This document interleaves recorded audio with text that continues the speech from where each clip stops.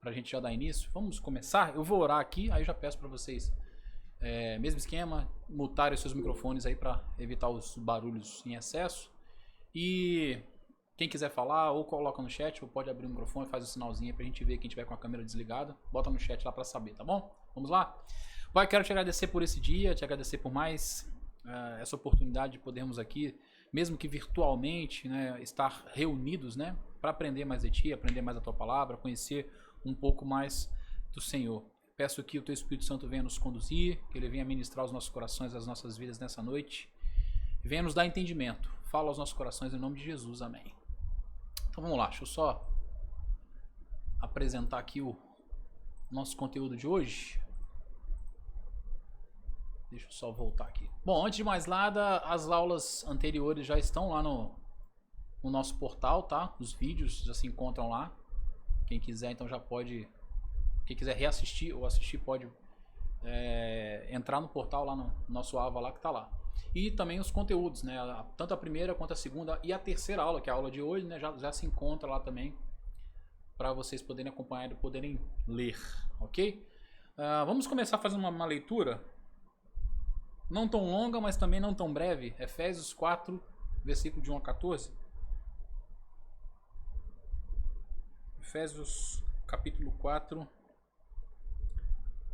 do verso 1 até o verso 14. Eu vou ler rápido aqui, depois quem quiser conferir, confere aí depois. Como prisioneiros do Senhor, rogo-lhes que vivam de maneira digna da vocação que receberam. Sejam completamente humildes e dóceis, e sejam pacientes, suportando uns aos outros com amor. Façam todo o esforço para conservar a unidade do Espírito pelo vínculo da paz. Há um só corpo e um só Espírito, assim como a esperança para a qual vocês foram chamados é uma só. Há um só Senhor, uma só fé, um só batismo, um só Deus e Pai de todos, que é sobre todos, por meio de todos e em todos. E a cada um de nós foi concedida a graça conforme a medida repartida por Cristo. Por isso é que foi dito, quando ele subiu em triunfo às alturas, levou cativo muitos prisioneiros e deu dons aos homens. Que significa ele subiu, senão que também descera às profundezas da terra? Aquele que desceu é o mesmo que subiu acima de todos os céus a fim de encher todas as coisas. E ele designou alguns para apóstolos, outros para profetas, outros para evangelistas e outros para pastores e mestres, com o fim de preparar os santos para a obra do ministério, para que o corpo de Cristo seja edificado, até que todos alcancemos a unidade da fé e do conhecimento do Filho de Deus, e cheguemos à maturidade, atingindo a medida da plenitude de Cristo. O propósito é que não sejamos mais como crianças, levados de um lado para o outro pelas ondas, nem jogados para cá e para lá, por todo vento de doutrina e pela astúcia e esperteza de homens que induzem ao erro. Até o verso 14. A razão de nós estarmos aqui hoje é que a gente não quer ser como crianças, né? Que seja... Crianças são levados, né, para lá e para cá, porque não tem uma mentalidade formada. É por isso que nós estamos aqui, para aprender um pouco mais, conhecer um pouco mais da palavra de Deus, né, de forma que não só facilite aí identificar algo que está errado, né, como também auxiliar, ajudar aquelas pessoas que porventura também estão sendo enganadas por esses erros.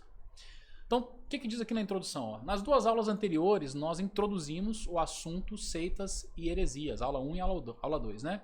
E vimos o conceito básico de ambos. E nessa aula, iremos dar continuidade ao tema de nossa disciplina, falando um pouco sobre algumas teologias chamadas antropocêntricas, que podem ser classificadas facilmente como heresias por terem conceitos contrários à palavra de Deus. Em primeiro lugar, eu quero destacar que as teologias antropocêntricas são teologias que a gente pode considerar elas de uma certa maneira um pouco mais perigosas do que as outras que a gente tratou nas duas primeiras aulas. Por quê? Ali eu explico. De forma geral, essas teologias antropocêntricas não estão ligadas a seitas específicas, o que muitas vezes dificulta sua identificação. Elas podem estar diluídas ou e misturadas, né, de forma sutil em pregações, estudos e doutrinas de várias igrejas e denominações. Por isso merece nossa atenção. Então isso é um grande fato. Na aula passada nós falamos de seitas, heresias, muitas delas que estão ligadas a determinadas denominações, né, ou algumas seitas específicas, né? Então é mais fácil até de você identificar. Quando fala, você automaticamente você já lembra até, né? Quem já teve um contato, já estudou algo sobre isso, já identifica ali, isso é coisa de adventista, isso é coisa dos unicistas, isso é coisa do catolicismo, isso é coisa dos neopentecostais. São elementos que são facilmente, né, identificados. Então quando você bate o olho, quando ouve falar alguma coisa, é fácil a identificação. Já as teologias antropocêntricas, elas podem, como eu falei ali, estar de uma certa forma misturadas às vezes. Às vezes um pastor, às vezes, quando não é um bom estudante da palavra de Deus, às vezes ele mistura ali um conceito antropológico, que não é o conceito bíblico, né? Sem perceber. Às vezes, por engano, por ouvir alguém que achou legal um conceito, enfim. Às vezes está ali diluído, misturado e passa, né, desapercebido. Então, por isso que essas teologias, inclusive, são tratadas à parte, né? Mas podem, de certa forma, ser consideradas também como mais perigosas, né? Então merece mais a atenção. Vamos antes de definir os termos, antes de a gente entrar no assunto propriamente dito, né? É importante definirmos alguns pontos. Em primeiro lugar, a palavra teologia, para quem não sabe, é formada pela junção de duas palavras gregas, theos, que significa Deus, e logia, que significa estudo ou tratado, significando, portanto, estudo ou tratado sobre Deus. Não sei se todos aqui já sabiam disso, mas teologia basicamente é isso, estudo e tratado, né, sobre Deus, ou sobre a revelação de Deus, né? Já a palavra antropocêntrica também vem da junção de duas palavras gregas, né? Anthropos, que significa homem, e kentron, que significa centro, ou seja, o homem no centro. Então, basicamente, antropocêntrica é aquele tipo de teologia, de doutrina, de ensino que coloca o homem no centro. Quando se fala de teologia, isso já chama atenção, né? Porque já, de certa forma, já deixa aqui evidente uma certa contradição, né? Já que na expressão teologia é estudo sobre Deus, e teologia antropocêntrica, né? Estudo sobre Deus com o homem no centro. É algo que, quando a gente, vamos dizer assim, coloca de forma literal, já até soa estranho, já até grita aos nossos ouvidos que algo está errado, né? Por quê? Eu até coloco ali, se a teologia é o estudo sobre Deus, logo não pode ser centralizada no homem. Então, teologia, qual é o objeto do estudo? É Deus, né? Claro que a gente vai falar do homem também, mas não como homem no centro, né? Esse é o grande diferencial. Mas as contradições não param por aí, e é isso que nós vamos ver de forma mais detalhada na sequência. Então, o primeiro ponto que eu quero destacar com vocês aqui é a famosa, talvez alguns não conheçam, não sabem, mas ela já é conhecida, né?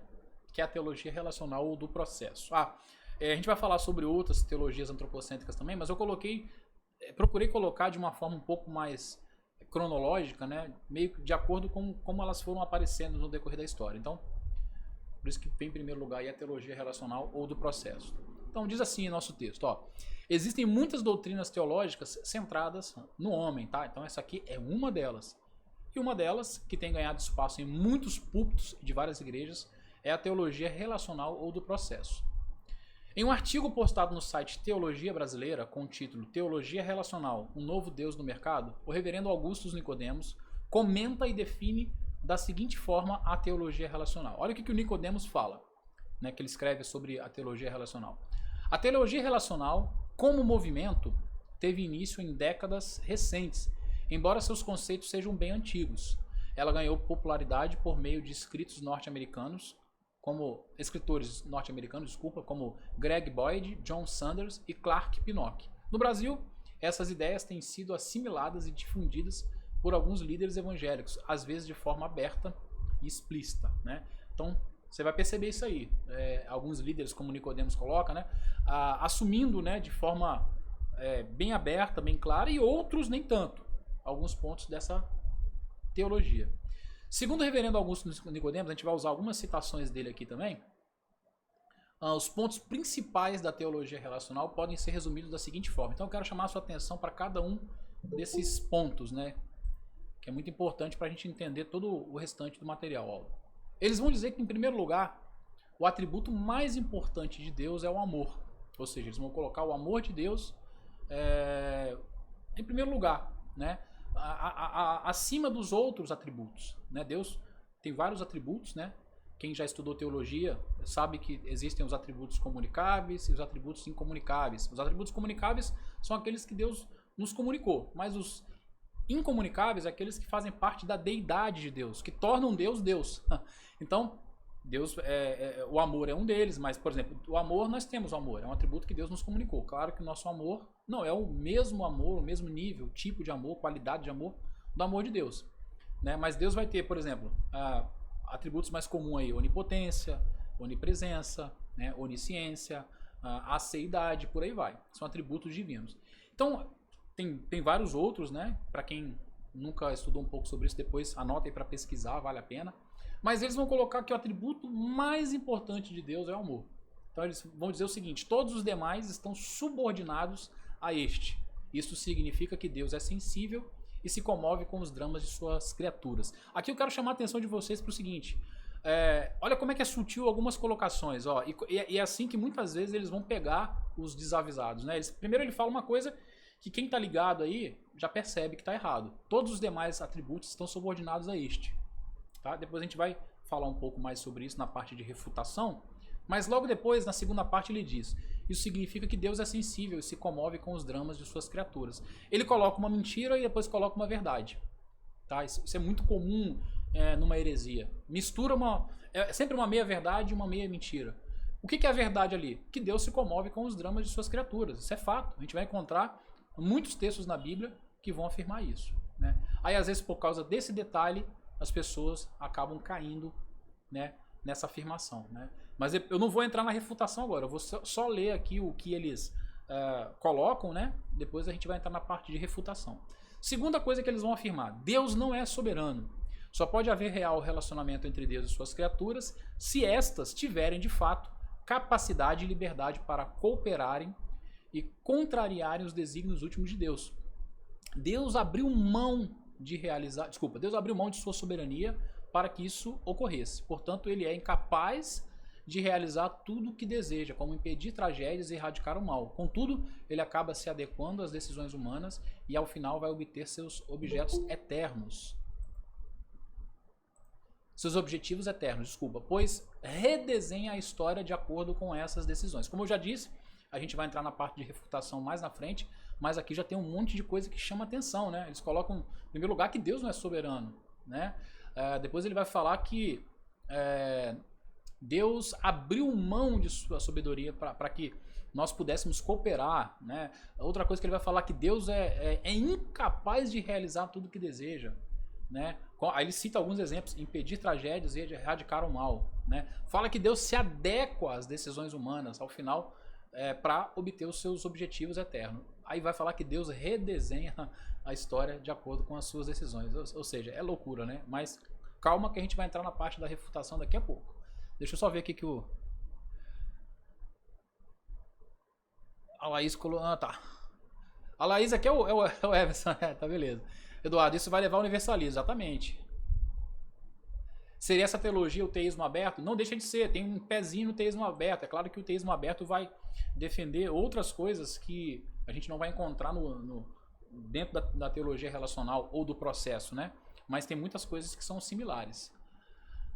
Terceiro ponto que eles vão defender: Deus ignora o futuro, né? Ignorar aqui no sentido de não conhecer, né? Aí, olha o argumento deles: pois ele vive no tempo e não fora dele, tá? Ele aprende com o passar do tempo. O futuro é determinado pela combinação do que Deus e suas criaturas decidem fazer.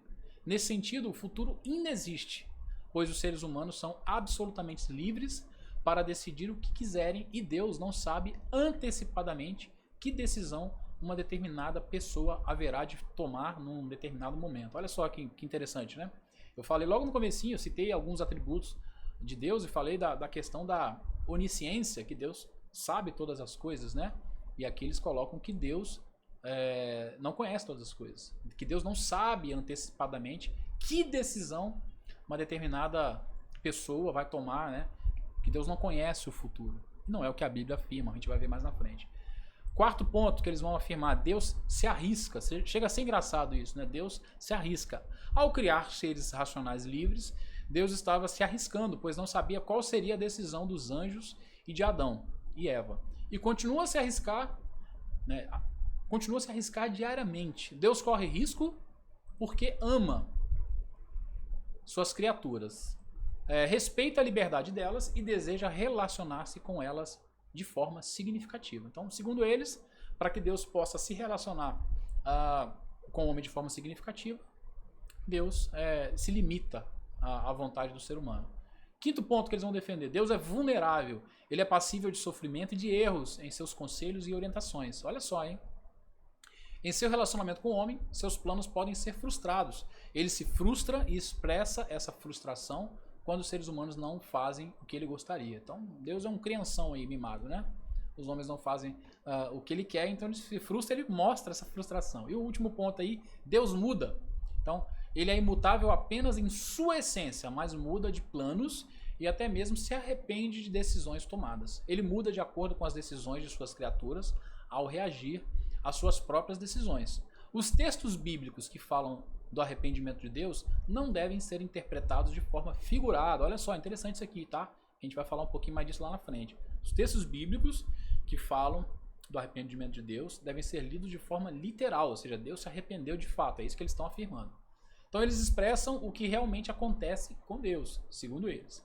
Tá? Então, continuando aqui, esses 6 pontos abordados por Nicodemos demonstram de forma muito clara o ponto central doutrinário da teologia relacional, que é a plena liberdade do homem, se diferenciando assim tanto da visão calvinista quanto da visão arminiana, conforme Nicodemos diz em seu artigo.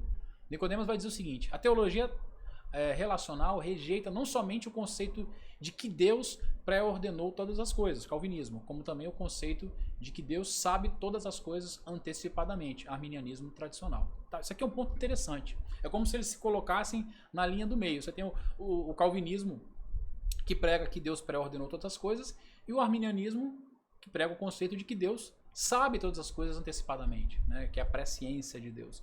Eles vão se colocar entre esses dois. Então, eles não são nem calvinistas e nem arminianos, né? Então, é interessante, né, observar esse detalhe. Por quê? É exatamente o que o Nicodemos falou lá atrás. O ponto central dessa doutrina, da teologia relacional ou teologia do processo, é exatamente o fato deles acreditarem que existe uma plena liberdade do homem. O homem não tem uma liberdade percentual, mas ela é total, plena. Deus não interfere em nada na vontade do homem. O homem tem uma liberdade plena. Tá? Então esse é um detalhe interessante. E por que ela é chamada de teologia relacional ou do processo? Ela vai sugerir que, diferente do entendimento da teologia tradicional, Deus está mais próximo do ser humano, no relacionamento de coparticipação com ele e na construção do futuro, podendo até mesmo determiná-lo através de suas atitudes. Então, relacional, porque Deus se relaciona, segundo eles, né, de uma forma mais íntima com o ser humano, construindo o futuro.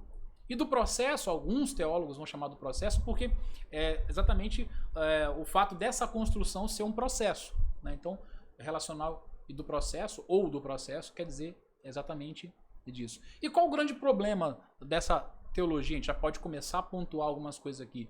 Em primeiro lugar, esse conceito deles sacrifica a divindade de Deus. Por quê? A gente já viu que vai limitar a soberania de Deus, vai limitar o pleno conhecimento, vai construir, como está ali no texto, um Deus fraco, vai construir um Deus mutável, um Deus vulnerável e limitado.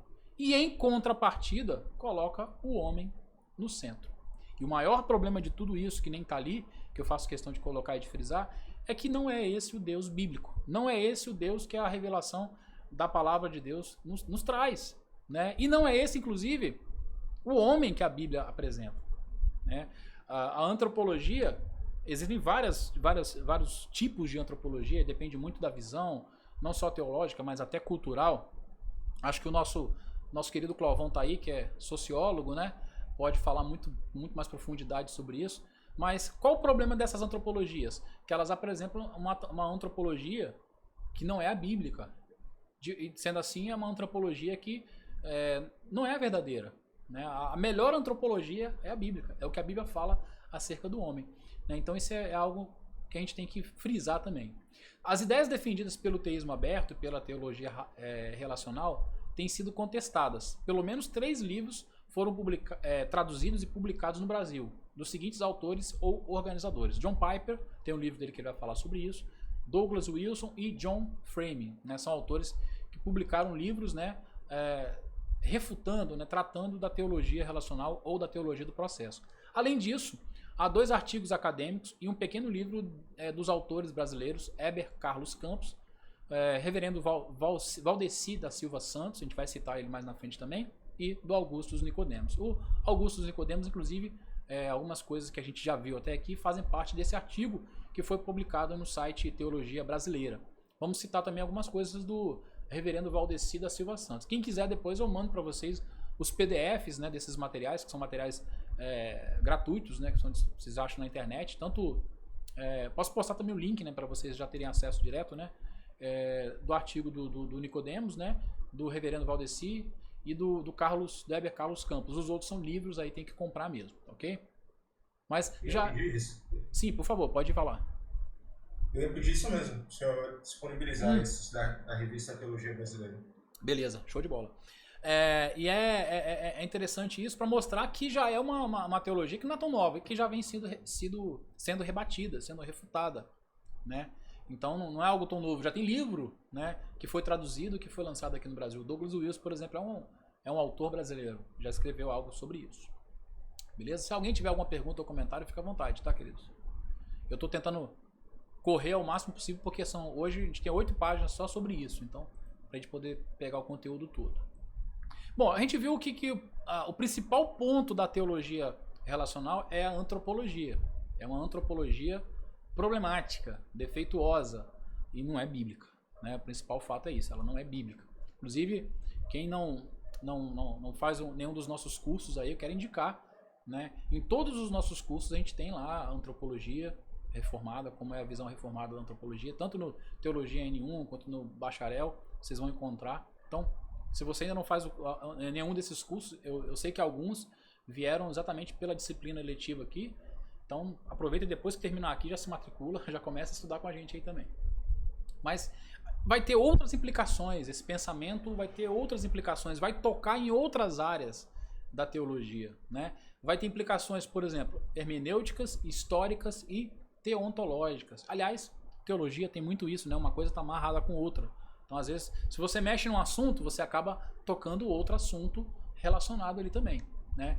Então, é importante frisar isso. Então, a teologia relacional ou do processo vai ter implicações antropológicas, implicações hermenêuticas, históricas e teológicas. Eu quero falar... Teontológicas, desculpa. Eu quero falar sobre cada uma delas rapidamente. Primeiro, a implicação hermenêutica. É a visão deles, tá? Como eles vão fazer a interpretação. As antropopatias bíblicas devem ser interpretadas literalmente. Ou seja, Deus pode se equivocar, Deus pode se arrepender, Deus pode aprender, Deus pode mudar, progredir e etc. O que é antropopatia?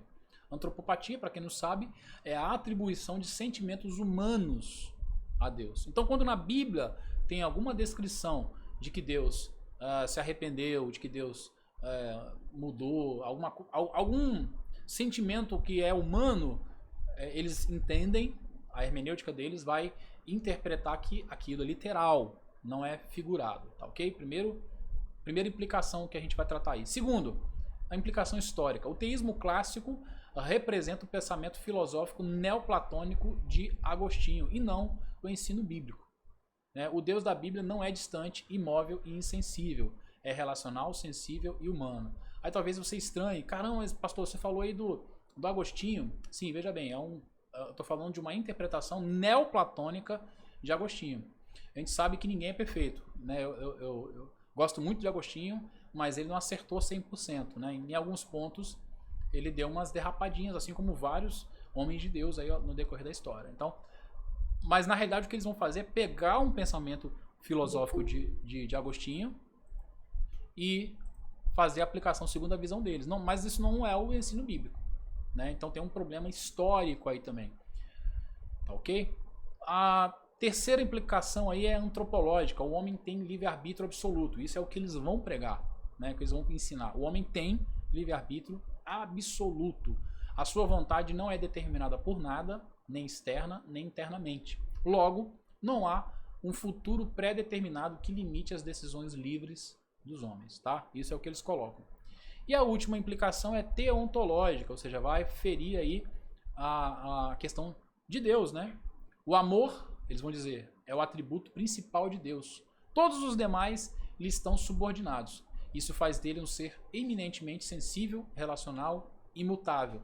Para que o homem pudesse ser livre, Deus se sujeitou ao tempo e autolimitou, e se auto, faltou um si ali, e se autolimitou, já não está certo, e autolimitou a sua soberania, a sua onisciência e a sua onipotência. Ele só conhece o passado e o presente, uma vez que o futuro inexiste.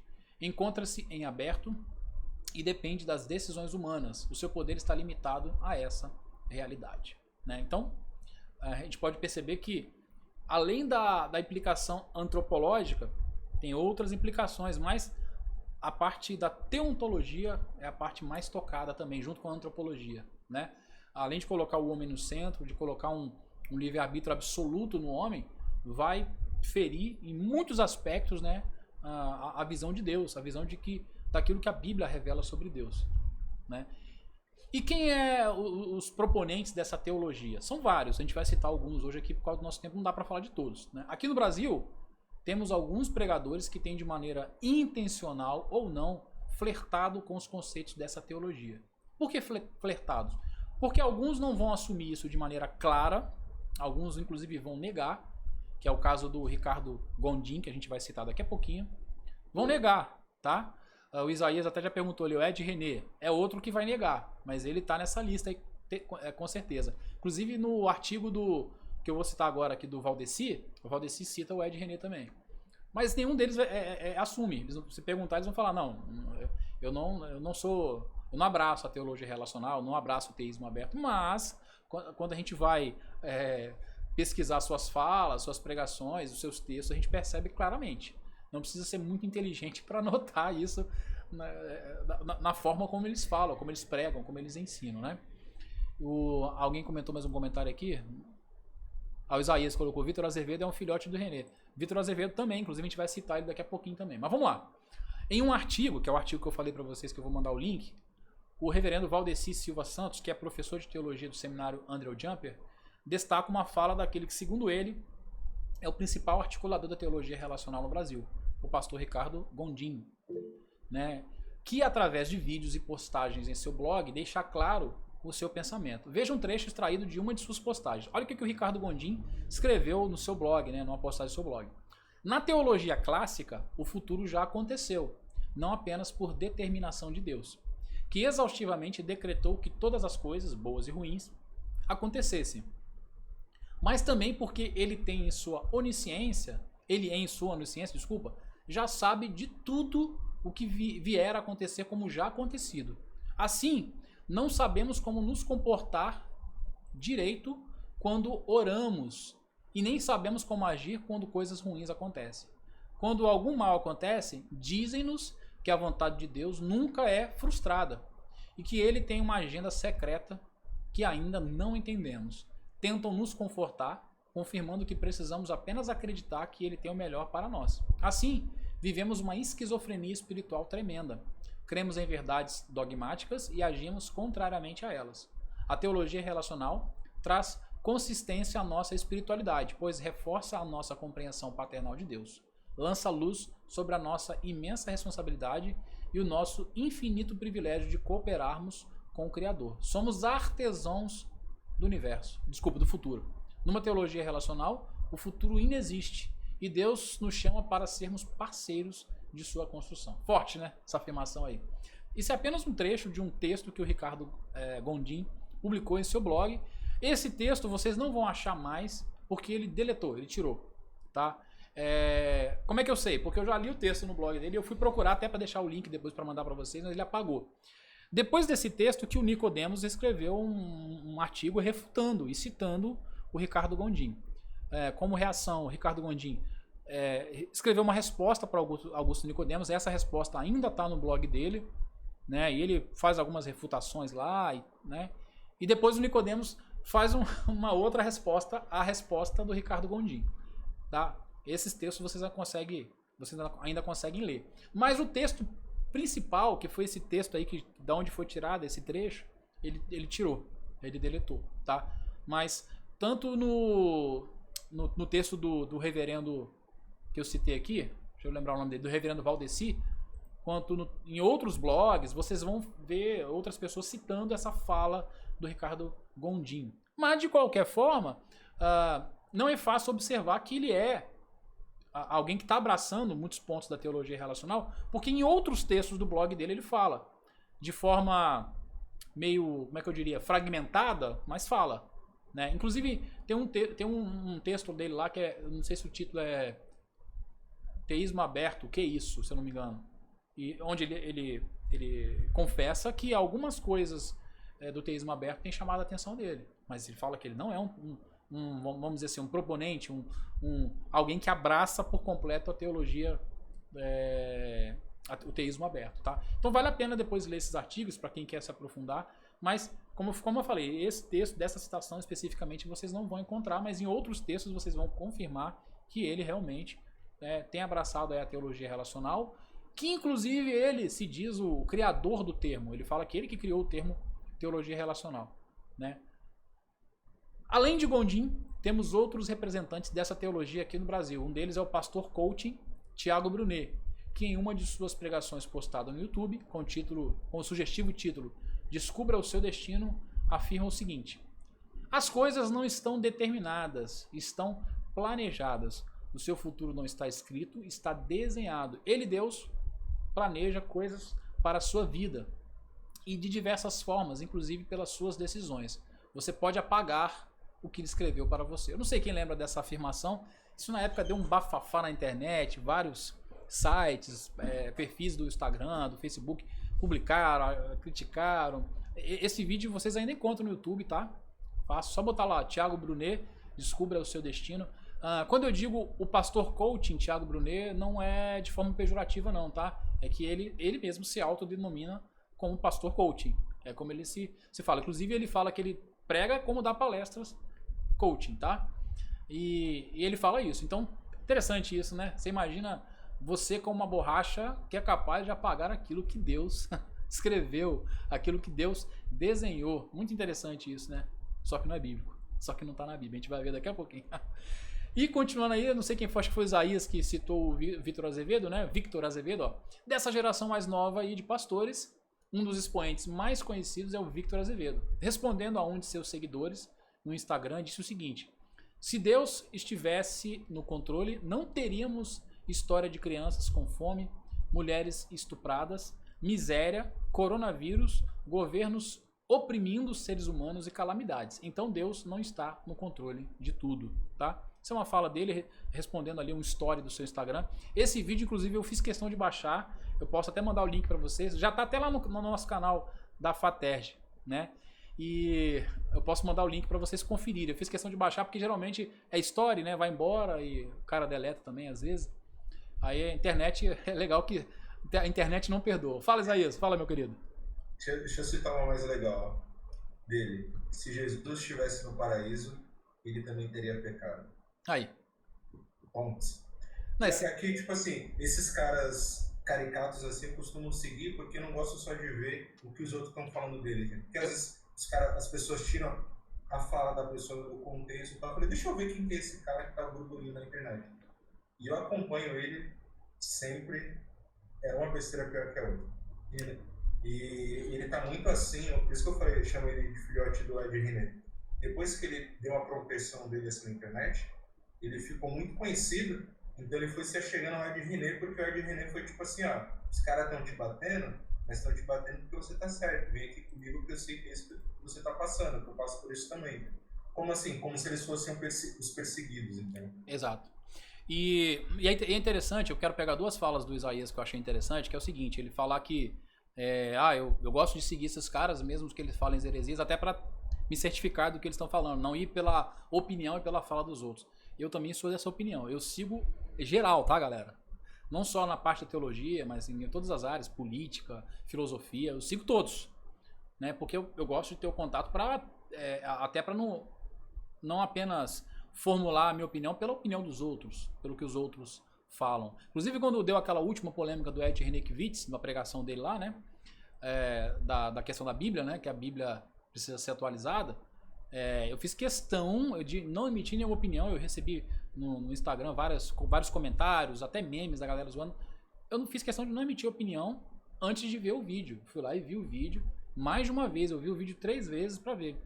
Né? Só que o Ed também é outro, assim, desculpa, porque já escorregou várias vezes, não é um escorregão, né? Quando é um escorregão, beleza, todo mundo escorrega uma vez aqui ou lá, né? Agora, quando é 1, 2, 3, 4, aí você já começa a achar estranho, né? Mas então o Victor fez essa fala aí. E o Victor é muito fácil de refutar, ele é fraco até, ele é um menino fraco, assim, não tô falando como pessoa, tá? Mas a teologia dele é fraca, ele não tem robustez, ele não conhece. É difícil, por exemplo, de um Ed Renekiewicz, até o Ricardo Gondim, são caras inteligentes, são caras que falam bem, são caras que escrevem bem, são caras que sabem defender bem seus argumentos. Tudo bem, muitas vezes fazem um malabarismo ali, mas eles sabem construir seus argumentos e por isso que tem tantos seguidores. O Victor Azevedo tem muita molecada aí, worshipeira que segue eles aí, que não tem conhecimento da palavra, né?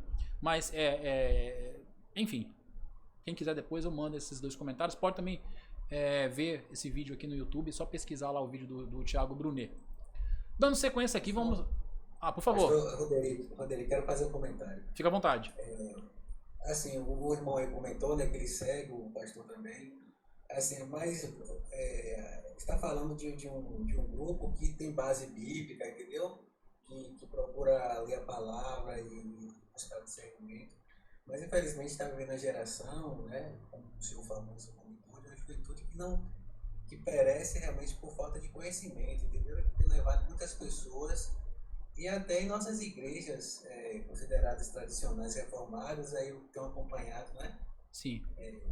Ovelhas da igreja, ou pessoas que eu conheço que são de igrejas tradicionais, postando falas desses pastores e apoiando e achando que é a verdade absoluta. Isso é preocupante, entendeu? É triste. Essa é a realidade que a gente tem enfrentado em nossas igrejas. É triste. Mas é importante, Roderick, a gente que está na frente, que é pastor, que é líder, que é professor de EBD, a gente tem que estar antenado. Tá? Eu lembro que a primeira vez que eu ouvi falar do Victor Azevedo, por exemplo, tem o Victor Azevedo, tem aquele outro, eu esqueci o nome dele agora, eu citei ele em outra aula. Se vocês lembrarem dessa galera nova aí também. David Leonardo. Isso aí, obrigado. Foi o David Leonardo. Também o Felipe, parece. Esse Felipe já é novo pra mim, não conheço não. Agora o David Leonardo. Eu lembro que na época eu tava só como pastor de jovens aqui na igreja que eu frequento, né?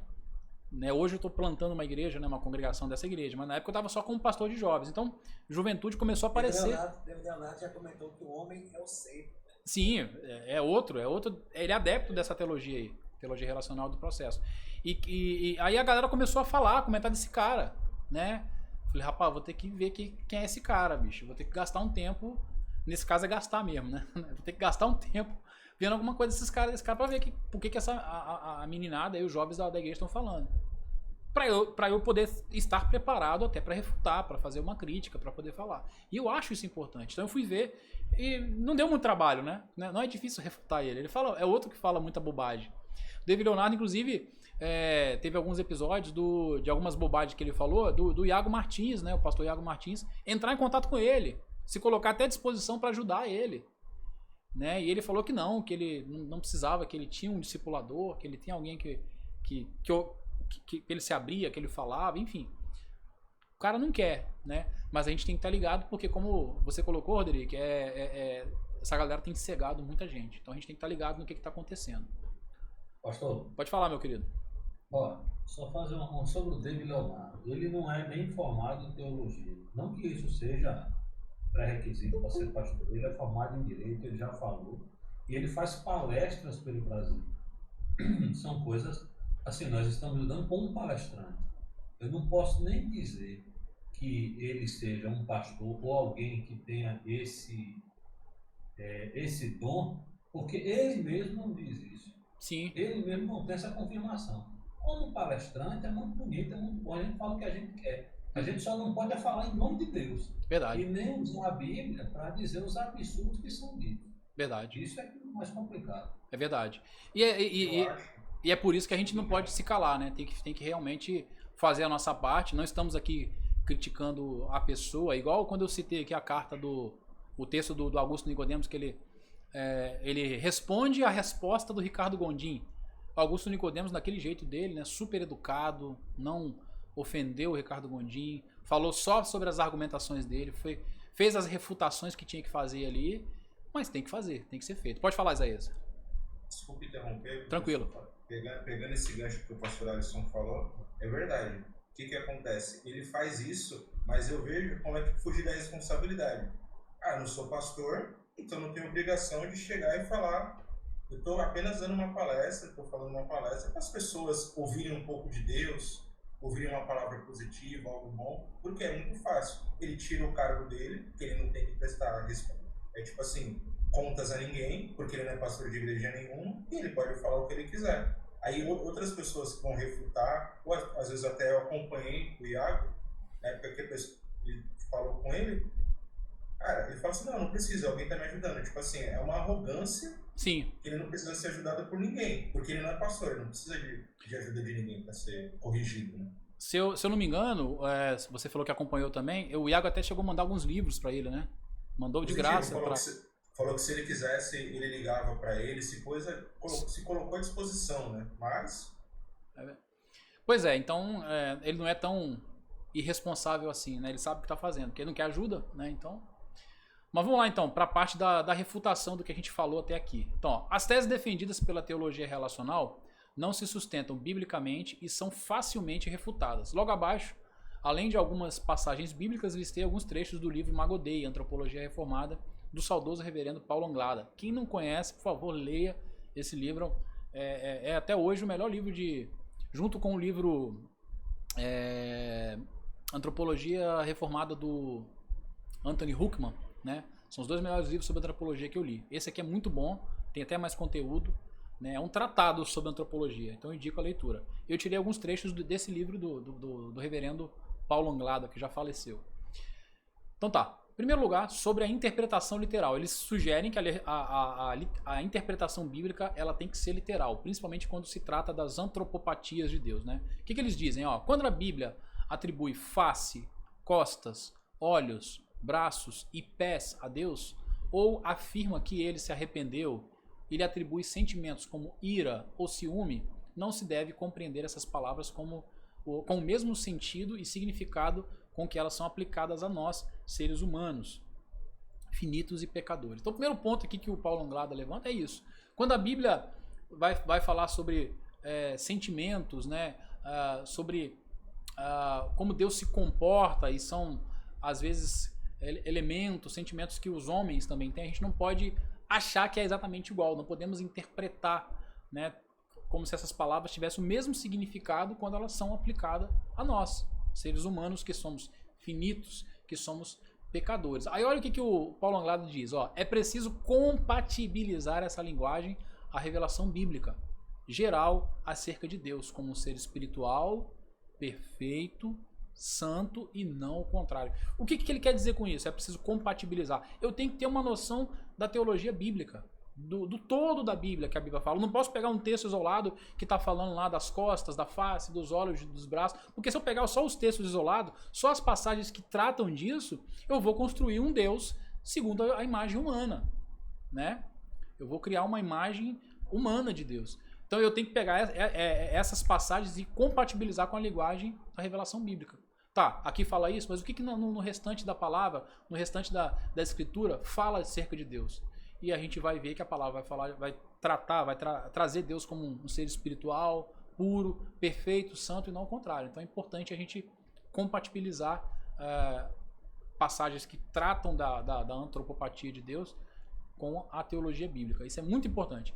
Entender literalmente as antropopatias bíblicas faria de Deus um ser corpóreo, com mãos, pés, costas, olhos e ouvidos, etc. Isso implicaria em idolatria, né? A gente já falou, mas a observação, a antropopatia é a atribuição de sentimentos humanos a Deus. Nós já falamos lá na frente, mas lá atrás, mas é bom relembrar para quem não sabe, tá? Então, importante isso que o Paulo Anglada fala, entender literalmente, como a Bíblia fala às vezes, das mãos, dos pés, das costas de Deus, é idolatria, porque você está criando um Deus ali visual, construído segundo a sua imagem, né? Inverte aí, não é nós que somos construídos, fomos feitos à imagem e semelhança de Deus, mas nós acabamos criando um Deus conforme a nossa imagem. E por final aí ele traz um texto, Números 23, 19, né?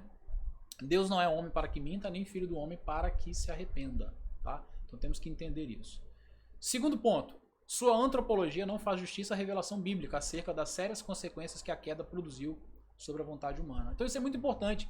Eles têm uma dificuldade de trabalhar a relação do mal no mundo, esse é o principal ponto, com a bondade de Deus. Como pode um Deus amoroso, que é amor, né? O Ricardo Gondim, inclusive, em um dos seus artigos vai citar João, né? Que fala que Deus é amor.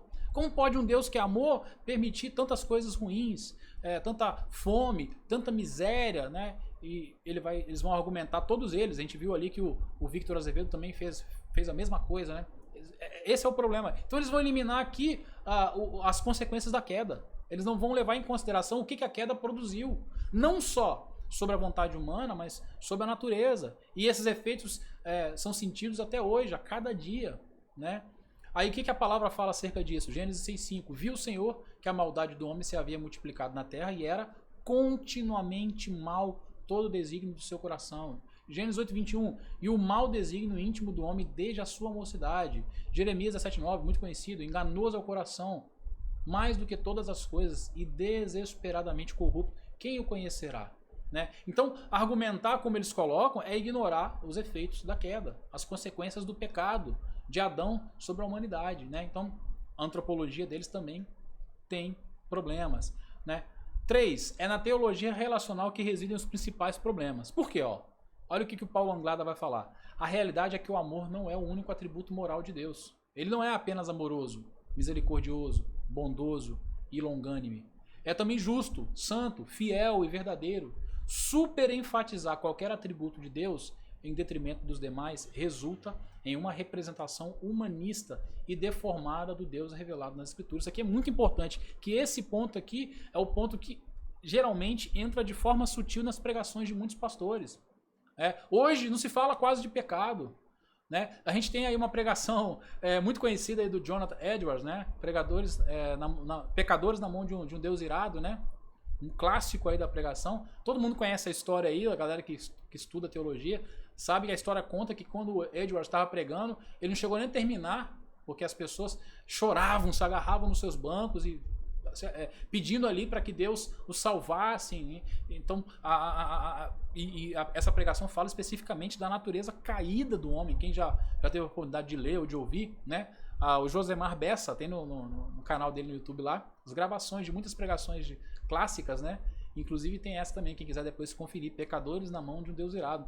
Né? Hoje não se fala isso, porque muitos pregadores têm ido nessa onda aqui de super enfatizar os atributos bons de Deus, né? Na visão humana, né? Tipo, como se os outros não fossem bons, tá? Não é isso que eu tô querendo dizer, mas na visão deles. Tipo assim, não, eles vão enfatizar o amor, a misericórdia, a bondade, a longanimidade, mas vão esquecer que Deus é justo, que Deus é santo, que Deus é verdadeiro, que Deus é fiel. Vão esquecer outras características. Vão esquecer que a Bíblia fala que ele corrige os seus filhos, né? O Eduardo colocou, pecado foi substituído... Fechou aqui, peraí. Pecado foi substituído por problema. Exatamente. Exatamente. Então as pessoas... E esse ponto aqui é importante a gente chamar a atenção, porque é algo que tem infiltrado nas pregações e as pessoas hoje não apresentam mais os atributos de Deus de forma equilibrada. Na realidade, uma vez até quando eu fiz o seminário aqui na minha cidade, o Seminário Batista Reformado, meu professor de teotologia, ele falou uma coisa interessante. A gente percebe em algumas denominações uma facilidade para falar só do Deus Pai. Não sei se vocês já notaram sobre isso. Né? Você pega denominações históricas, né? Aí ele falou da experiência dele, eu como batista, né? Ele era batista.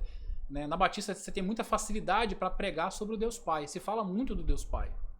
Aí você pega as igrejas um pouco mais renovadas, vão falar bastante aí de Jesus, vão falar dos evangelhos, vão pregar muito em cima disso. Aí você vai pegar as igrejas mais pentecostais, vão falar muito do Espírito Santo. Né? É como se a gente escolhesse o que a gente deve pregar. E a gente tem que pregar a Bíblia como um todo. Né? Deus é um Deus trinitário. E é um Deus que tem vários atributos. Então temos que falar de tudo que a Bíblia fala. Temos que falar do amor de Deus, da misericórdia, da bondade, da longanimidade, sim. Mas temos que falar da sua justiça, da santidade. Temos que falar de tudo. Temos que falar do pecado. Temos que falar da salvação, temos que falar de tudo que a Bíblia fala. A humanidade necessita ouvir de tudo. Então esse é um ponto bem interessante. Outro ponto que ele vai dentro desse terceiro ponto vai falar é, na Bíblia, o amor e a vontade soberana de Deus estão em perfeita harmonia. Estão em perfeita harmonia. A gente não vai ver em local algum na Bíblia falando que um atributo está subordinado a outro. Não tem nenhum texto que afirma isso. Igual eles colocam, né? Eles afirmam que o principal atributo é o amor e todos os outros atributos de Deus estão subordinados. Mas não tem nenhum texto que traz isso. Isso é uma interpretação deles, né? E completamente sem base bíblica. Continuando aí, eles vão dizer textos, né? Textos bíblicos. Jeremias 31:3. De longe se me deixou ver o Senhor, dizendo, com amor eterno eu te amei, por isso com benignidade te atraí. Ó, textos bíblicos falando do amor de Deus. Né? Efésios 1:3-5. Bendito Deus Pai de nosso Senhor Jesus Cristo, que nos escolheu nele antes da fundação do mundo, para sermos santos e irrepreensíveis perante ele, em amor nos predestinou para ele, para a adoção de filhos por meio de Jesus Cristo, segundo o beneplácito de sua vontade. Jó 23:13. Nada na... Aí antes disso o Anglada vai falar, nada na Bíblia indica que Deus tenha limitado os seus atributos por causa da liberdade humana. Outra refutação aqui, eles falam que Deus se limitou os seus atributos por causa da plena liberdade humana, né? É sempre bom frisar isso, eles acreditam na plena liberdade humana. Então, por conta dessa plena liberdade humana, que está ligado ao atributo do amor, que na opinião deles é o principal, né? Deus se limitou, né? Aí o que Jó 23:3 vai dizer? Se ele, Deus, resolveu alguma coisa, quem o pode dissuadir? O que ele deseja, isso fará. Ó, forte esse texto, né? Se Deus resolveu fazer alguma coisa, meu amigo, tem pra ninguém não. Ninguém pode persuadir Deus. O que ele deseja, isso ele fará. O que Isaías 43:3 vai dizer? Desde os dias mais antigos, eu sou. Não há quem possa livrar alguém da minha mão. Agindo eu, quem o pode desfazer? Esse trecho aqui, inclusive, foi tema da música do Diante do Trono, né? Agindo eu, quem impedirá? Que eu sei que o reverendo Johnny ouviu muito isso. Até hoje ele ainda canta muito lá. Agindo ele, já faz aquele sinalzinho, né? Ele nem ouviu. Tem um ministério de dança lá na igreja dele. Nem ouviu. Continuando aqui então. Mateus 10:29-30 também vai dizer, nenhum deles, passarinhos, cai no chão sem o consentimento do Pai de vocês. Até os cabelos da cabeça de vocês estão todos contados. Cara, quando eu leio, só esses textos que eu citei foram 3 textos. Jó 23:3, Isaías 43:3 e Mateus 10:29-30. Tem muitos outros textos que vão falar da soberania de Deus. Mas só esses 3, quando eu leio, eu falo, esses caras não leram esses textos? Como é que é isso? Como é que os caras vão afirmar que Deus se limitou? Como é que eles vão falar que Deus limitou os seus atributos para que o homem tivesse uma plena liberdade? Não tem base nenhuma, isso é forçar a Bíblia, é pegar da Bíblia os textos que agradam a eles, é formular um pensamento, é formular uma doutrina, é formular uma teologia e depois ir para a Bíblia para achar textos picados, isolados, para basear, só pode, né? Não é uma teologia, uma doutrina que emana do texto, né? Não é uma exegese, é uma exegese, que é colocar no texto, né? Eles pegam e colocam no texto o que eles entendem, né? Então isso é complicado. Ponto 4, a ideia de que... Esses textos aí de Salmos, né? Eles vão dizer que é uma experiência pessoal de Davi. Então você não pode usar a experiência pessoal de Davi para estabelecer o conceito a respeito de Deus, entendeu? Muito bom seu comentário, porque se eles falam isso, aí é complicado. É também uma inferência deles, porque isso não está na Bíblia. Isso não está na Bíblia, né? Mas ó... Eles alegam, né, que é uma experiência pessoal de Davi. É o entendimento de Davi. Isso não quer dizer que é o entendimento verdadeiro de Deus, entendeu? Pois é. Você vê a astúcia deles, né, para defender o que eles acreditam, né? Utilizando o próprio texto sagrado. Pois é, mas se eu começar a agir assim, né, eu não vou validar texto nenhum, né? Cada texto vai ser, por exemplo, o outro que a gente vai citar ali é a experiência de Isaías, e por aí vai. Aí eu pego um outro texto, mas... Aí eu vou descartar tudo, né? Vou descartando um, vou descartando o outro, né? Isso se torna tudo subjetivo, né? Exatamente. A interpretação não existe, você não tem contexto, você não tem nenhuma aplicação para fazer dentro de experiência. Né? Quem falou sobre isso recentemente num desses podcasts aí foi o Kleber Lucas, que a Bíblia também para ele não era algo que devia ser seguido como como um livro de normas. Né? Para ele, a base é a experiência. Isso eu posso falar porque está nesse Flow Podcast aí. Ele falou, então como é que eu vejo? Através de quê? Através da experiência que eu tenho com Deus. Pronto, ele não nega a existência de Deus, mas de uma certa forma, isso é um entendimento meu. Como que eu vejo que essas pessoas entendem a vida cristã? Elas têm um relacionamento com Deus e através dessa subjetividade, elas tiram aquilo que é parâmetro. Sim. Por exemplo, eu que tenho a Bíblia como minha regra de fé e prática, o que é que eu faço? Eu leio, contextualizo, interpreto e aplico. Então eu tenho uma base. Mas como é que eu vou ter a base na experiência? Ah, não, eu vou tomar uma cerveja hoje, amanhã eu vou ter outra mulher, e amanhã eu vou... Estou falando nada disso errado, tá bom? Só estou falando de experiências pessoais. Mas você vai ter várias experiências. Não, essa experiência é que eu me senti bem, então isso é de Deus, e a minha experiência com Deus me dá crédito para fazer o que eu quero. Então a gente fica voando, né? Cada um tem um Deus, como Calvino dizia, né? Exatamente. Se você não aprende quem é Deus pela Bíblia, você cria um Deus para você, e aí você acaba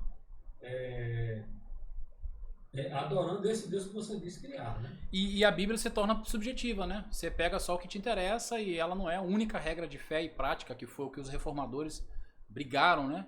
Lutaram. A Bíblia é a única regra de fé. Para aquele que é cristão verdadeiro, tem que ser. Então a Bíblia que delimita, a Bíblia que normatiza tudo.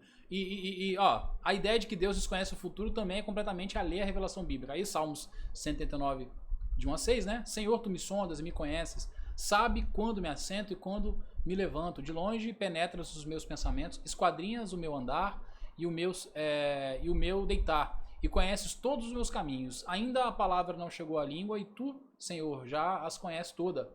Tal conhecimento é maravilhoso demais para mim. É sobre modo elevado. Não posso atingir. Como que eu posso pegar esse texto e falar que foi uma experiência só de Davi? Se não tem nenhuma passagem na Escritura que fala que essa experiência foi isolada. Né? Se for assim, Isaías também, né, é uma experiência só de Isaías. Ó, Isaías 46, 9 a 10. Eu sou Deus e não há outro semelhante a mim. Aqui já Isaías citando as palavras de Deus, né? Não há outro semelhante a mim, que desde o princípio anuncio o que há de acontecer e desde a antiguidade as coisas que ainda não sucederam. Né? Então, esse texto aqui é bem claro, né? Deus, o profeta Isaías escreveu ali as palavras de Deus literalmente. Eu sou Deus, não há outro semelhante a mim. Em que sentido? Desde o princípio eu anuncio o que há de acontecer. Desde a antiguidade as coisas que ainda não se sucederam. Né? Então, essa ideia de que Deus desconhece o futuro é completamente alheio à revelação bíblica. Na boa, se eu chegasse à conclusão de que Deus desconhece o futuro, eu rasgo a Bíblia e deixo de ser cristão, cara. Eu me torno agnóstico ateu. Tem mais sentido do que ficar tentando, sabe, me enganar a mim mesmo. Não, eu sou cristão ainda, mas a Bíblia não é. Pô, rasga a Bíblia, joga fora e vai fazer outra coisa. Não fala que você é cristão, não, entendeu? Eu penso assim. Quinto ponto, a onipotência divina também não é invenção dos teólogos cristãos, como alguns falaram, né? Alguns da teologia relacional falam. Mas um atributo exclusivo do Deus revelado nas Escrituras. Ó, Gênesis 17:1 vai falar: eu sou o Deus Todo-Poderoso, anda na minha presença e ser perfeito. Né? Deus falando que ele é todo-poderoso. Salmo 147:5, grande é o Senhor, nosso, muito poderoso, seu entendimento não se pode medir. Né? Paulo Anglada vai dizer, o mesmo pode ser dito com relação ao atributo divino da imutabilidade. Eles falam que Deus é mutável, né? Deus pode mudar, Deus muda, né? Aí ele vai citar Malaquias 3:6, ó, porque eu, o Senhor, não mudo. Por isso vós, os filhos de Jacó, não sois consumidos. Salmo 33:11, o conselho do Senhor dura para sempre, os desígnios do seu coração por todas as gerações. Aí me diga, o cara fala que Deus muda, que Deus Deus não é imutável. O que ele faz com esses textos, então? Não dá para entender. Eu fico tentando... O que eles vão... A desculpa, né? O argumento que eles vão usar para não aceitar esse texto. Porque o texto está muito claro, né? E concluindo, então... Como podemos notar, é fácil perceber que os proponentes dessa teologia fazem um belo malabarismo teológico para basear seus pensamentos. E eles são facilmente colocados em xeque ao lermos determinadas passagens das Escrituras. Ao finalizar... Né, segue mais alguns trechos do supracitado livro do reverendo Paulo Anglada. O que Paulo Anglada vai falar para finalizar essa parte aqui? Ó? O Deus em que cremos não é um Deus distante, impessoal e insensível, como sugerem os defensores da teologia relacional. Ele transcende o tempo, governa a história, mas é gracioso, amoroso longânime e misericordioso. Isso é importante a gente ter isso em mente. Porque eles vão falar que a visão clássica teológica, ou seja, a teologia clássica, tradicional, vai pregar um Deus distante, um Deus impessoal, um Deus insensível. Né? Eles vão colocar isso. Eles vão colocar que a teologia relacional, o Ricardo Gondim fala muito isso, traz um ensino, né, de um Deus que está mais próximo, por isso é relacional, um Deus que se relaciona. Mas isso é uma inverdade. A teologia clássica, tradicional, ela não coloca Deus como um Deus que não se relaciona. É um Deus como ele colocou ali, transcende o tempo, governa a história, mas ao mesmo tempo é um Deus gracioso, um Deus amoroso, longânime, misericordioso, ao ponto de mandar o seu filho para morrer por nós. E é um Deus que se relaciona conosco a cada dia. Outra coisa que ele fala, teologia relacional é um exemplo de hermenêutica, interpretação equivocada e inconsistente. Ilustra também o perigo de se exagerar qualquer atributo de Deus em detrimento dos demais. Isso aqui é importante. Os atributos de Deus, por toda a Escritura, tem que ser visto de forma equilibrada. A gente não pode enaltecer, enfatizar mais um em detrimento de outro. Quando você faz isso, você cai para algum tipo de teísmo aberto, para teologia relacional, para o liberalismo teológico. Então isso é muito perigoso. Né? Então a gente tem que dar atenção a isso aí. Os atributos de Deus têm que ser vistos, interpretados, ensinados, entendidos, né, de forma equilibrada. Não tem nada dessa coisa de que um atributo está subordinado ao outro. Próximo, esse pensamento teológico equivocado confirma a necessidade de mantermos cativo o nosso pensamento das Escrituras. Por isso que o tempo todo a gente tem que fazer isso. Tem que lembrar do sola scriptura, não podemos esquecer disso. Só a Escritura, só a palavra, ela é a nossa única regra de fé, de prática, tudo vem dela, tudo emana dela. Né? Não podemos nos esquecer nunca. Então temos que tudo submeter a palavra, como nós falamos na aula passada, né? Temos que ser como os crentes de Bereia, que o tempo todo consultavam a palavra, né? Se a gente não fizer isso, a gente mesmo pode cair no erro, a gente mesmo pode se enganar e se equivocar. Por último ali, é melhor admitir que não compreendemos o que não nos está oculto do que distorcer o que está claramente revelado na palavra. Esse ponto aqui é muito interessante, o calvinismo nos ensina isso, né? Muitas teologias, aí eu não vou entrar no mérito, não vou citar nomes aqui, mas elas vão tentar explicar coisas que a Bíblia não explica. Vão tentar revelar coisas que a Bíblia não revela. Vão tentar esclarecer coisas que a Bíblia não esclarece. Vão tentar responder perguntas que a Bíblia não responde. Esse é o grande problema. Quando fazem isso, vão criar heresias. Vão criar doutrinas heréticas. Vão criar doutrinas que vão, às vezes, atingir doutrinas clássicas. E isso é problemático. Né? Então, uma coisa que eu aprendi quando eu tive contato com a teologia reformada é exatamente isso. Tem coisa que a Bíblia fala. Tem coisa que a Bíblia não fala. Tem coisa que a Bíblia responde. Tem coisa que a Bíblia não responde. Então, naquilo que a Bíblia não responde, eu vou fazer o quê? Eu vou ficar na minha. Não vou ficar inventando moda. Não vou ficar inventando coisa. Né? Aí eu até coloquei para finalizar dentro disso uma frase do pastor Franklin Ferreira. Quando a Escritura fala, nós devemos falar. Quando ela cala, nós devemos calar. Então eu vou só até onde a Bíblia vai. Eu falo só o que a Bíblia fala. Eu ensino só o que a Bíblia ensina. Eu prego só o que a Bíblia diz. Nada mais. Isso é muito importante. Esse é o grande X, por exemplo, daquela aparente contradição que existe da soberania de Deus versus a responsabilidade humana. Né? Uma briga, uma discussão eterna aí, que já há muitos anos perdura aí. E as pessoas tentam responder sobre isso que a Bíblia não responde. Né? Em alguns momentos parece que Deus realmente enfatiza na palavra a soberania de Deus, e outros ele dá um espaço ali para a vontade humana. Mas como é que funciona esse equilíbrio? A gente não tem as respostas. Tem um artigo até do Augusto Nicodemos no Teologia Brasileira também, que ele fala sobre isso, e que ele explica: eu sei conviver bem com a falta de resposta para algumas questões. Né? Eu aceito, eu não preciso ter as respostas para tudo. Né? E olha quem fala isso, é o doutor Augusto Nicodemos.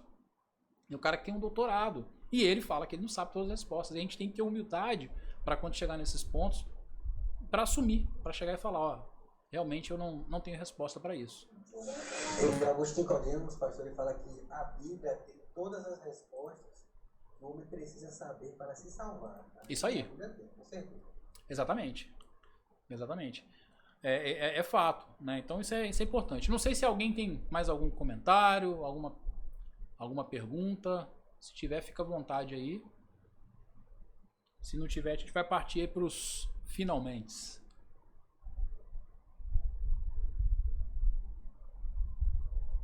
Ninguém? Pastor John não vai falar nada aí. Pois é, chega, não fala nada. Só de tocar, né? É isso. Bom, pessoal, é isso então. Vamos finalizar. Na semana que vem a gente vai ter a nossa última aula aí, né? Dessa eletiva. Vamos falar sobre teologia da prosperidade e teologia do coaching, tá? Aí, espero que até aqui Deus tenha falado com vocês, que esse conteúdo sirva aí para crescimento espiritual, possa contribuir de alguma forma aí para o crescimento do reino também, tá ok? Até aproveitar também que depois dessa disciplina, a gente não quer demorar muito para começar uma outra eletiva, tá? A gente está vendo aí o tema, talvez seja a eletiva sobre cosmovisão, né? A introdução à cosmovisão, porque a gente tem ela lá no site, mas não fizemos ainda as aulas em vídeo, e é isso. E acompanha aí que a gente está tendo já, esses dias eu até vi no nosso Instagram, o Clovão colocou lá uma enquete, não sei se foi o Clovão ou se foi o Johnny, não sei quem foi. E perguntaram sobre a questão de aulas em vídeo, se vai ter mais aulas em vídeo. A gente está tendo aulas em vídeo o tempo todo. Eu estou dando essa disciplina, o Clóvis, né, tá dando o Magister, o Johnny tá dando as aulas lá. Vai ter mais aula de bibliologia, né Johnny? Todo sábado, até terminar a disciplina de bibliologia, todo sábado de 7 da noite às 21. Aí, todo sábado de 7 às 21, né? Isso. Então, aí o Johnny tem postado sempre o link lá, quem quiser participar. Tem gente aqui que ainda, eu acho que não está matriculado, nem no N1 e nem no bacharel. Se quiser, pode assistir, né, Johnny? Pode clicar lá e assistir. Então, fica à vontade, ele só postar. É no Zoom que você está fazendo? É no Zoom, né? Então, clicou lá, se você não tem, baixa, prepara aí e vamos estudar a Bíblia, vamos estudar a palavra. Chegou o nosso Papa aí, ó, o nosso Papa apareceu. Fala, meu Papa. Tá sem áudio. Em nome de Padre, de Filhos. Você quer falar alguma coisa, Reverendo? Nada, só me deleitei aqui. Que aula maravilhosa, meu irmão. Amém. Vou aproveitar então que você está com o microfone aberto. Eu vou pedir para você fazer uma oração para a gente encerrar. E a bênção final. Tá bom, oremos então. Latim? Latim.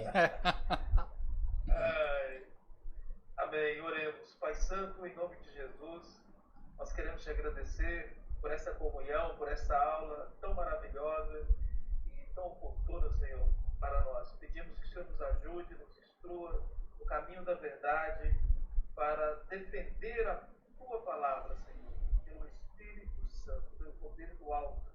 Assim nós te agradecemos, pedimos a Tua bênção sobre as nossas vidas, sobre o reverendo Ricardo. O Senhor abençoe, meu Pai, sobre cada aluno aqui presente e sobre as nossas famílias, sobre a nossa casa. Assim nós te agradecemos e pedimos a Tua bênção em nome do Senhor Jesus. Amém e amém. Amém. É isso, meus queridos. Que Deus abençoe todos vocês aí. E a gente se vê aí na próxima quarta, né? Um abraço.